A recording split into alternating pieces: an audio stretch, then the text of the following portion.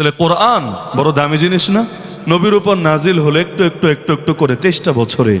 আজকে কি সুন্দর, অনেক বাচ্চা 1 মাসেও কোরআনের হাফেজ হতে পারে। 1 মাসে। শুধু বাচ্চা কেন, বাচ্চাদের ব্রেন তো তাও শার্প থাকে, শুধু বাচ্চা কেন? আমাদের আকাবে শাইখুল হিন্দ মাহমুদ হাসান দেওবন্দি রহমতুল্লাহ আলী, দারুল উলুম দেওবন্দের প্রথম ছাত্র যিনি ছিলেন, ব্রিটিশ বিরোধী জিহাদের সিপাহ সালার বন্দি করে নিয়ে যাচ্ছে তাকে ব্রিটিশ বাহিনী।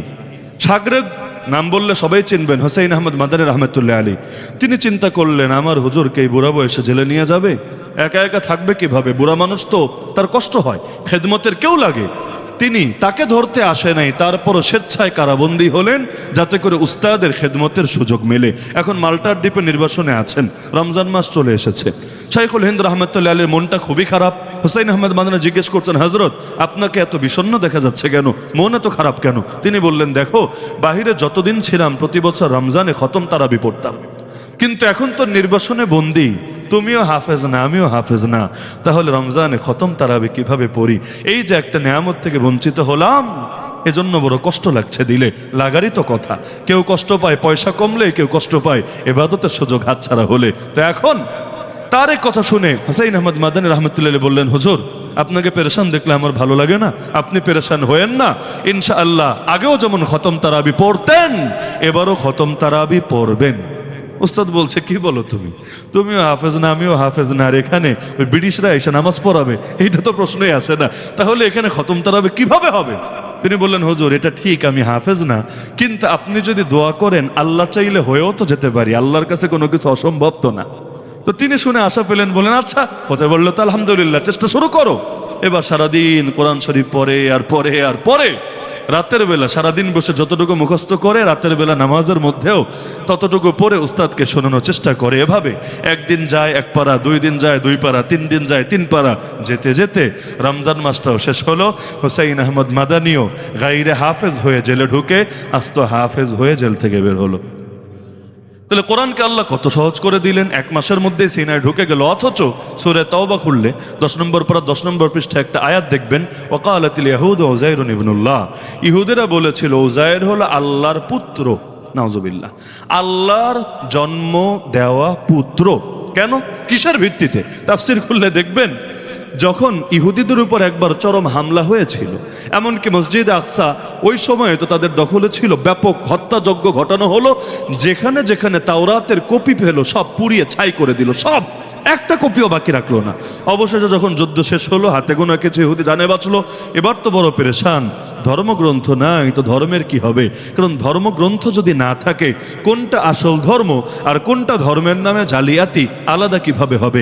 আজকালও ইসলামের নামে বহুত ভণ্ডামি চলে নাকি চলে না?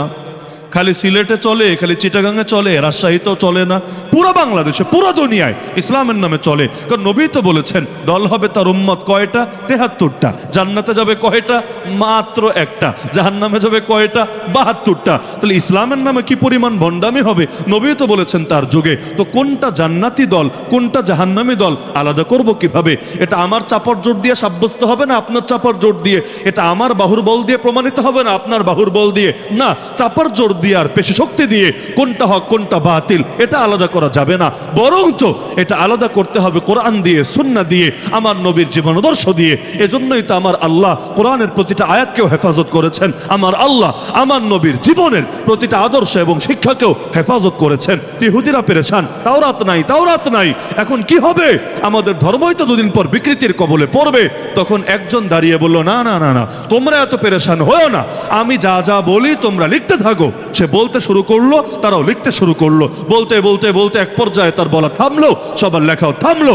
এবার বলল, তোমাদের পণ্ডিতদেরকে দেখাও তাওরাত আবারও লেখা হলো কিনা। পণ্ডিতরা দেখে অবাক, আরে কিভাবে পসিবল, কিভাবে সম্ভব? তারা বলল, আরে তুমি কে, কোন মানুষ? তুমি তো নবী না, নবী মুসাও না, নবী হারুন না, তুমি নবী না, তাহলে কোন মানুষের পক্ষে আসমানি কিতাব নবী না হয়েও মুখস্থ রাখা কিভাবে সম্ভব?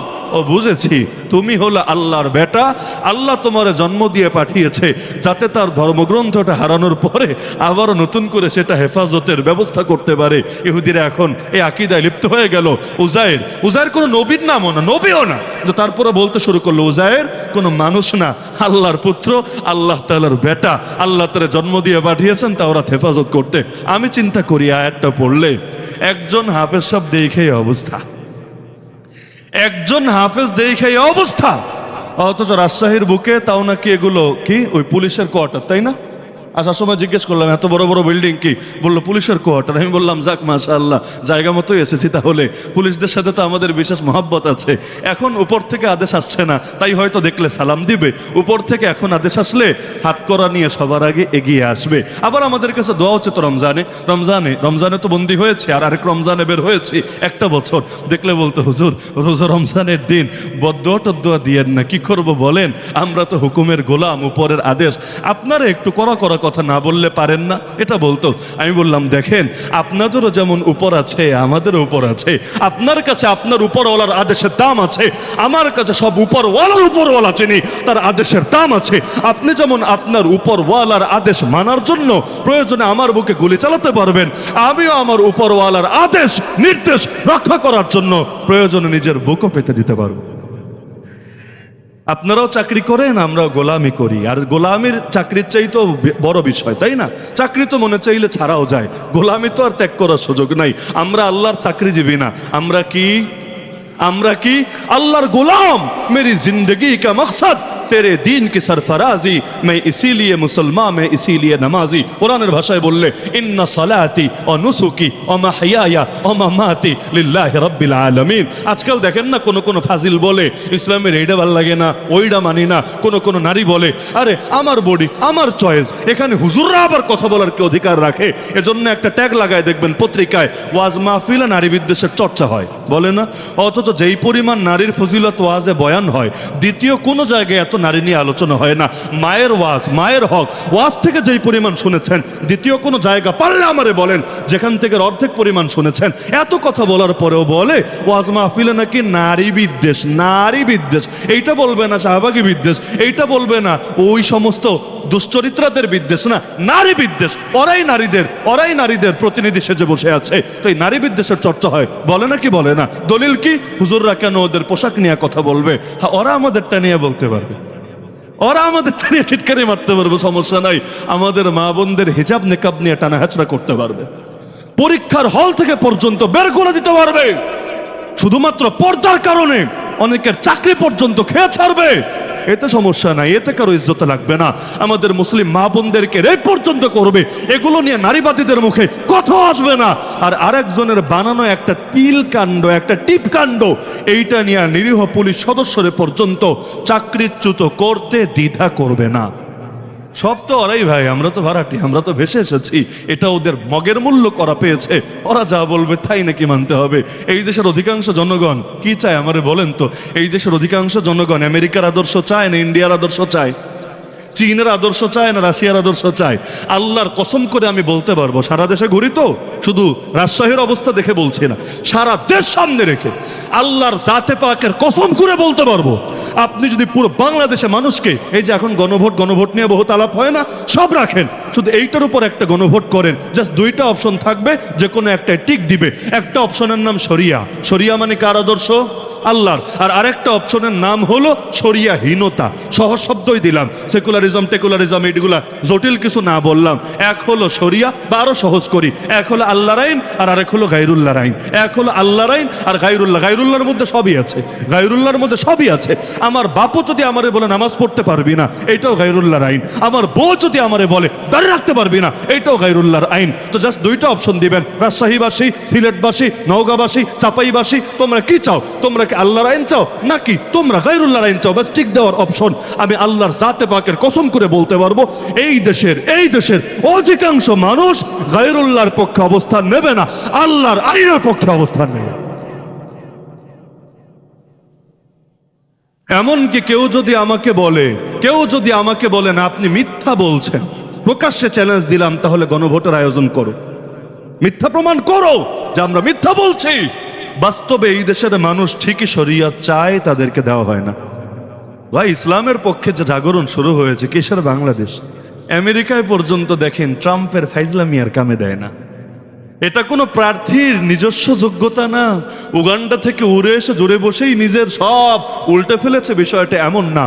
এটা হলো সারা দুনিয়ায় এই যে আল্লাহ তাআলা একটা গণজাগরণ তৈরি করে দিয়েছেন এই জেনারেশনের মধ্যে, বিশেষ করে এই যে আরবান মিডল ক্লাসের মধ্যে বিশেষ করে যারা সচেতন, যারা পড়ালেখা করে, যারা অনলাইনেও বিচরণ করে, এদের মধ্যে ইসলাম নিয়ে জানার, ইসলামের ব্যাপারে যে আগ্রহ তৈরি হয়েছে, এর ফলাফলই এটা। এমনকি অনেক পাগলরা এই জেনারেশনটা বুঝতে পারছে না। পাগলরা বুঝবে কেমনে? পাগলিরাই তো বোঝে না বলেই তো রাজাকার শব্দ দিয়ে গালি দিল। দেশে কি গালির আকাল পড়েছিল? গালি ভুলে গেলে কত বলাবান আছে, কত গালিটালি জানে। দু একজনের কাছ থেকে এক সপ্তাহ বা একদিনের একটা সংক্ষিপ্ত কোর্স করে নিত, দু একটা সেশন করে নিত। না, গালিটা দিতে গিয়ে এমন গালি দিল, বোঝে নাই। এই প্রজন্ম ভিন্ন জিনিস রে ভাই। এখনের বাচ্চা যারা পালেন এরা বুঝবেন, প্যারেন্টিং নিয়ে যত বই পড়েন, বাংলা, ইংলিশ, আরবি, সব ডাব্বা মারবে। আপনার সব বিদ্যা ডাব্বা মারবে আপনার বাচ্চারে মানুষ করতে গেলে। দেখবেন কোন জেনারেশন রে ভাই, জন্মের পরেই অটো গেম খেলা শিখে গিয়েছে। আপনি মোবাইলের ডাইনবাম বুঝেন না, ও একদম নারী নক্ষত্র কলকাঠি বের করে ফেলেছে। 10 বছর 12 বছরের বাচ্চা পর্যন্ত আজকাল হ্যাকিং করে। ও হ্যাকিং ঠিকভাবে বানান করতে পারবে কিনা ওইটা নিয়ে সন্দেহ হবে, অথচ হ্যাকিং করে দুনিয়া উল্টে ফেলছে। এমনকি বাচ্চাগুলোরে মায়ের দিলে আগে তো আমাদেরকে ওই যে উস্তাদরা, আমাদের যেই সময় আমরা পড়ালেখা করেছি, উস্তাদদেরকে এসে অনেকে বলতো, হুজুর পোলাটা দিয়ে গেলাম, গোস্তগুলা আপনার হাড্ডি আমার ফেরত দিলেই হবে। মানে বুঝেছেন, মারতে পুরা গোস্ত প্রয়োজন ঝরায় ফেলান, সমস্যা নাই, হাড্ডিগুলো ফেরত দিলেই হবে। অথচ এখনকার বাচ্চাগুলোর মাইট দেওয়া লাগবে না, খালি হাত এমনি দেখালেই একদম মুখ টুক ফুলায় দেখবেন কি অবস্থা করে রেখেছে। বাচ্চাদের সাইকোলজি তো আলাদা। আসার খেয়ে পড়লেও দেখবেন প্রথমেই কাঁদে না। রাজশাহীর বাচ্চা ভিন্ন হতে পারে, আমি জানি না, কিন্তু দেখবেন আসার খেয়ে পড়লে প্রথমে কাঁদে না, আগে ডাইন বাম দেখে কেউ দেখে ফেলেছে কিনা, কারণ নজরে পড়েছে কিনা। যদি দেখে না, কেউ দেখে নাই, আরে হুদাই কান্নাকাটি করে লাভ নাই, ঝাড়াটারা দিয়ে সুন্দর হাঁটা দিবে। যদি দেখে কেউ দেখে ফেলেছে, আরো যদি সঙ্গে সে বলে হায় হায় হায়, হলোটা কি, এই ব্যথা পাস নাই তো, দেখবেন ভ্যা করে এমন কান্না শুরু করেছে, আসমান জমিন পুরো মাথায় তুলে ফেলেছে। তো জেনারেশন বোঝা অনেক জটিল জিনিস, বিশেষ করে আমরা যারা শিক্ষকতা করি, আমাদের জন্য এটা একদম ফরজ পর্যায়ে থাকে। কারণ জেনারেশন না বুঝলে মানুষ বানাতে গিয়ে লাস্টে আর অমানুষ হবে। তা আজকের দুনিয়ায় এই যে জেনারেশন, অনেক বুড়ারা বুঝতে পারছে না, এজন্য অনেকে ভাবে শরীয়তরে গালিগালাজ কইরা, আলেম ওলামারে জেলে বইরা ইসলামের বিরুদ্ধে অবস্থান নিয়ে ছক্কা মাইরা দিবে, অথচ জানে না ওদেরকে পাবলিক ছক্কা মারার জন্য রেডি হয়ে আছে। মানুষ এখন এমন, আপনারা গালি দিলে আপনি চুপ থাকেন, দেখবেন মানুষ এমন ভাবে আপনার প্রতি সিম্পেথি দেখিয়েছে যেটা কোটি টাকা ব্যয় করে আপনি আদায় করতে পারতেন না। এটাই বাস্তবতা। আমার কাছে মনে হয় এগুলো কারো অর্জন না, এটা আমার রবের ফয়সালা। বান্দার কোনো কিছু দিয়ে কিছু হয় না, বাকি সব তো উসিলা। মূলত সব করেন কে? তা আল্লাহ তাআলা চাচ্ছেন আগামীর বিশ্বটা ইসলামের বিশ্ব হোক। ওই যে বলেছিলাম, এখন অনেকে তো ভাব ধরবে, আমি চাই না আমার পোশাক যেমন মনে চাই তেমন পরবো, এটা আমার শরীর। দেখেন না, পোশাক তো পোশাক। কেউ তো বলে আমরা শরিয়া চাই না। আরে ভাই, তুমি চাওয়ার কে আর না চাওয়ার কে? তুমি কে আগে বলো না। যদি তোমার পরিচয় হয় তুমি আল্লাহর গোলাম না, আল্লাহর দাস না, আল্লাহর বান্দা না, তাহলে বাকি আলাপ শোনার ওইটার একটা দাম থাকতে পারে। কিন্তু চাকর হয়ে, গোলাম হয়ে, ভৃত্য হয়ে, দাস হয়ে তুই বেটা আবার চাওয়ার কে? গোলামের কোনো চাওয়া থাকে না। মনিবের চাই গোলামের চাওয়া, মনিবের বলাই গোলামের বলা, মনিবের কথাই গোলামের কথা, মনিবের ইচ্ছাই গোলামের ইচ্ছা। এমনকি ইসলামের মাসালা পয়রা দেখেন, গোলাম কামাই করলো মালিক নিজে হয় না, মনিব হয়ে যায়। এমনকি গোলাম কি করবে না করবে এটাও তার ইচ্ছা দিয়ে নির্ধারণ হয় না, মনিবের ইচ্ছাই চূড়ান্ত বলে বিবেচিত হয়। তাহলে আমরা সবাই গোলাম। আমাদের রবকে, আমাদের রব যদি আল্লাহ হয়, আমি আবার আল্লাহর বিধান চাওয়ার কে আর না চাওয়ার কে? এজন্য সূরা আর-রহমানে আল্লাহ বলেছেন, ইয়া মাশারাল জিন্নি ওয়াল ইনস, হে জিন জাতি আর মানব জাতি, ইন ইসতাতাতুম আন তানফুযু মিন আকতারিস সামাওয়াতি ওয়াল আরদি ফানফুযু। আরে আসমান আর জমিনের বর্ডার ক্রস করতে বললে কর। তোরে কে বলেছে আল্লাহর জমিনে থেকে আল্লাহর বিরুদ্ধে মাস্তানি করতে? কোনো বাড়িতে ভাড়াটিয়া থাকলে মালিকের কথাই শুনে থাকার আগে, যদি আপনি মালিকের কথা না শোনেন চলে যান। কিন্তু এখানে থাকলে তার কথা শুনেই থাকতে হবে, না হলে মালিক পুলিশ ডেকে হলেও প্রয়োজনে ঘাড় ধাক্কা দিয়ে আপনারা বের করার ব্যবস্থা করতে পারবে। তাই জমিনের মালিককে, বাংলাদেশের মালিককে, আমেরিকার মালিককে, গোটা পৃথিবীর প্রতিটা ইঞ্চির মাটির মালিককে। বিগত দিন ইসলামী জাগরণের কথা বললেও কেউ বলতে, হুজুর প্রয়োজনে আফগান চইলা যান, প্রয়োজনে পাকিস্তান চইলা যান, প্রয়োজন সৌদি চইলা যান। এমনকি আমাদের শেখ মুর্শিদ আল্লামা বাবুনগরী, আল্লামা জুনায়েদ বাবুনগরী রহমতুল্লাহ আলাই, পাসপোর্টটা পর্যন্ত আটকে রেখেছিল জালেমরা। আর কতবার যে বলেছে, কতবার হুজুর আফগানিস্তান চইলা যান, এই দেশে বইসে এই সমস্ত ইসলামের কথা বললেন না। আমি কয়েকবার, বিশেষ করে না হলে আমার 3বার মনে পড়ে, আমি জিজ্ঞেস করেছিলাম, হুজুর আপনাকে যে আফগানিস্তান যেতে বললো পাসপোর্ট দিয়েছে? বললো না বাবা এখনো দেয়নি। আমি বললাম এটা কোনো কথা হইলো? খালি ডায়লগ মারে আফগানিস্তান চইলা যান, তাহলে পাসপোর্ট দিয়ে ভিসা লাগায় দে, এরপর হয়তো বললে সাজে, পাসপোর্টটাও আটকায় রেখা বলে আফগানিস্তান চলে যান। কেন আফগানিস্তান চলে যাবে কেন? এই দেশের মালিককে। তাহলে আল্লাহ যদি এই দেশের মালিক হয়, তাহলে আফগানিস্তান গিয়ে আবার আল্লাহর কথা বলা লাগবে কেন? বাংলায়ও আল্লাহ, আফগানিস্তানেও আল্লাহ, টার্কিতেও আল্লাহ, মালয়েশিয়াও আল্লাহ, আমেরিকাও আল্লাহ। পৃথিবীর প্রতিটি ইঞ্চি ইঞ্চি মাটির মালিক যদি আল্লাহ হয়, আল্লাহর জমিন, আল্লাহর বান্দা আল্লাহর কথা বলবে স্বাধীনভাবে। এই অধিকার বান্দাকে, গোলামকে, চাকরকে আল্লাহ নিজে দিয়েছে। কারো যদি ভালো না লাগে সে চলে যাবে পৃথিবীর বাইরে। শুধু এপার থেকে ওপারে না, এপার থেকে ওপারে না, এপার থেকে ওপারে গেলে কি হবে? চলে যাবে আমার আল্লাহর রাজত্বের বাইরে। এরপর সেখানে গিয়ে যা মনে চায় বলবে। যদি আল্লাহর রাজত্বে থাকে, আল্লাহর খেয়ে পরে বাঁচে, আল্লাহটা মেনেই থাকা লাগবে, না হলে সে আল্লাহ দ্রোহী বলে সাব্যস্ত হবে।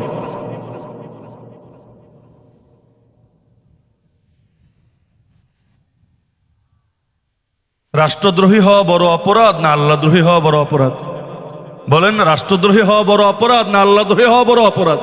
কারণ আল্লাহু আকবার তো বলেছি, আল্লাহ যেহেতু সবার চাইতে বড়, তার বিরুদ্ধে বিদ্রোহ করাটাও সবার চাইতে বড়। সুতরাং আর যা করেন ভাই, আমলে তো ঘাটতি সবারই আছে, কার নাই? আমার আছে, আপনার আছে, সবার আছে। কিন্তু আল্লাহর হস্তে ইমানে ঘাটতি অন্তত তৈরি হতে দিয়েন না। ইমানে না, অনেকে দলের ভেতর ইমান ঢুকায় রাখে, তাই না? অনেক সময় হয় না, দল চায় না বলে সে কোরআনের বিরুদ্ধেও কথা বলতে রাজি হয়ে যেতে পারে।